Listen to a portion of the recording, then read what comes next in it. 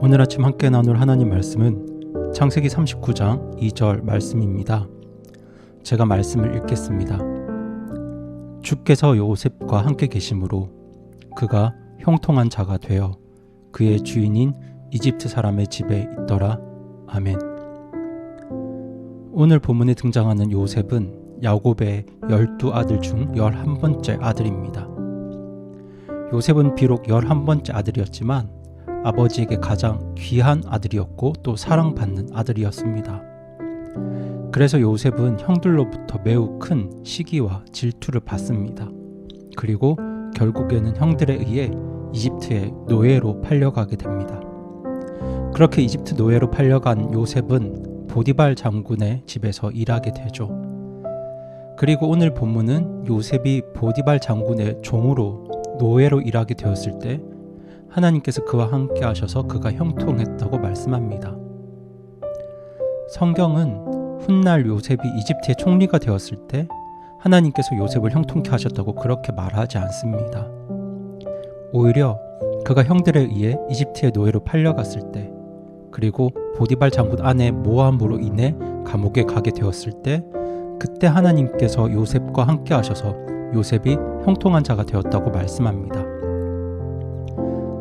그런데 사실 우리의 상식과 생각으로는 노예가 되는 것, 그리고 감옥에 가는 건 절대로 형통한 일이 아닙니다. 노예가 되어서 아무리 일을 잘 해봐야 노예이고, 감옥에 가서 아무리 인정받고 일을 잘 해봐야 죄수입니다.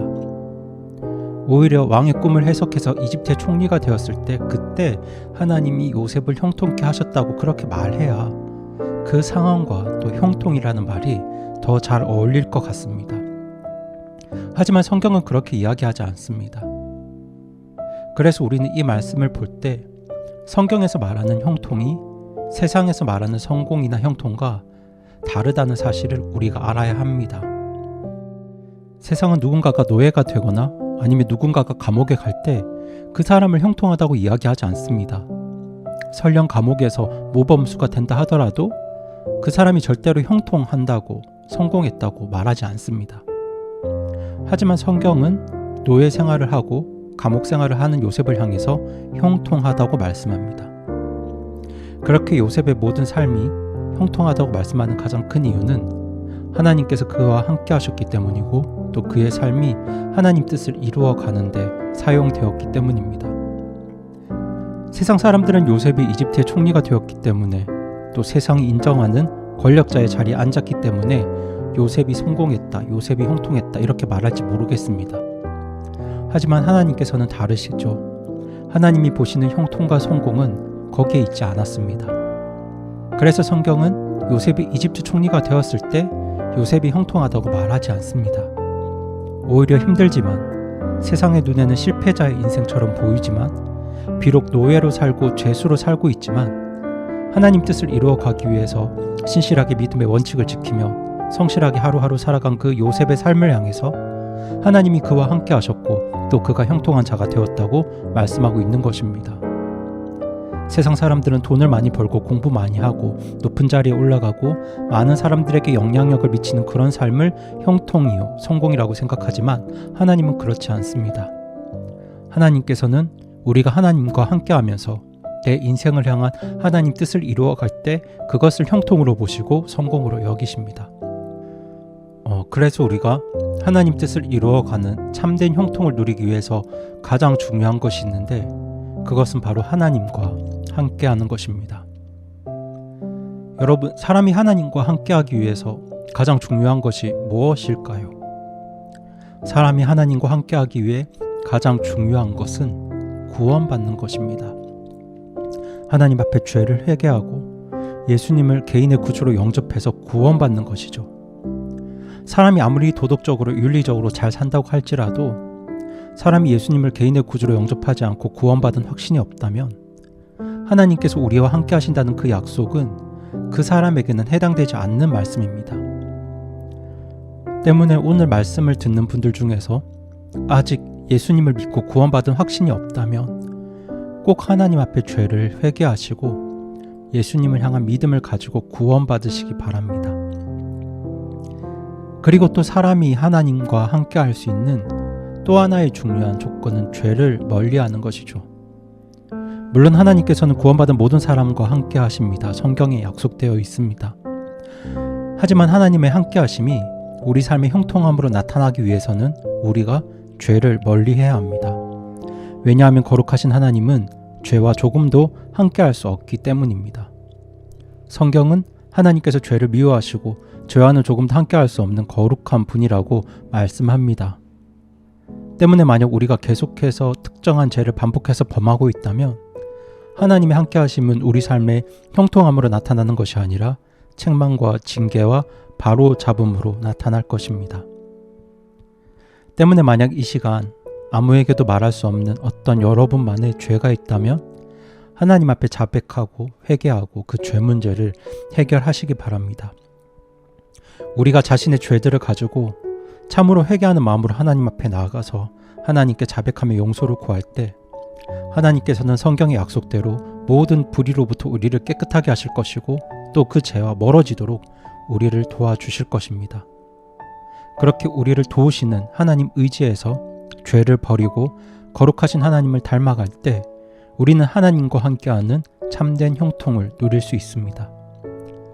그래서 요셉은 보디발 장군 아내가 자신을 유혹할 때 그 유혹에 넘어가지 않았습니다.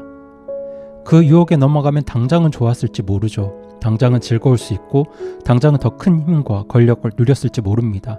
감옥에 안 갈 수도 있었을 겁니다. 하지만 그렇게 죄를 범하는 순간 요셉은 하나님과 멀어질 걸 알았습니다. 만약 요셉이 보디발 장군 아내의 유혹에 넘어갔다면 요셉은 하나님의 그 크신 계획에 쓰임받지도 못했을 것이고 하나님과 함께하는 참된 형통도 누리지 못했을 것입니다. 사실 하나님을 선택한 요셉의 인생이 쉽진 않았습니다. 요셉은 자기 인생이 어디로 흘러가는지 알지 못했죠.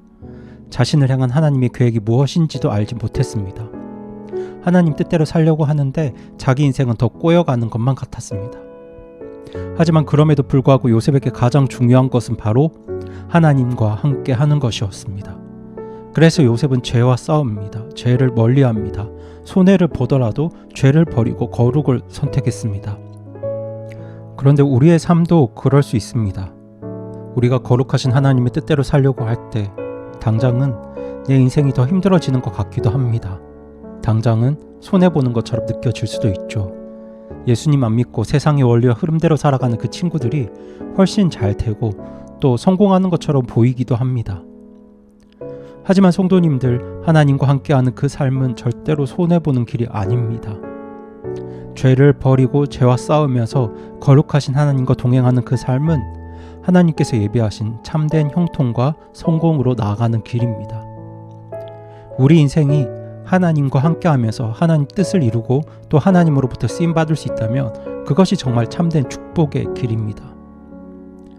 물론 우리에게 그런 일은 일어나지 않겠지만 설령 우리가 요셉처럼 노예 생활을 하거나 억울한 일로 감옥에 가게 되더라도 우리가 끝까지 하나님과 함께할 수 있다면 우리는 형통할 수 있습니다.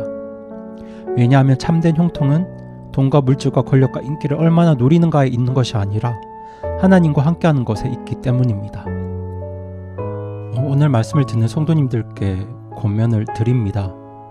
오늘 하루 우리 삶에 주어진 많은 것들이 있겠지만 그 중에서도 하나님과 함께하는 이 삶을 가장 소중하게 여기는 오늘 하루가 되었으면 좋겠습니다.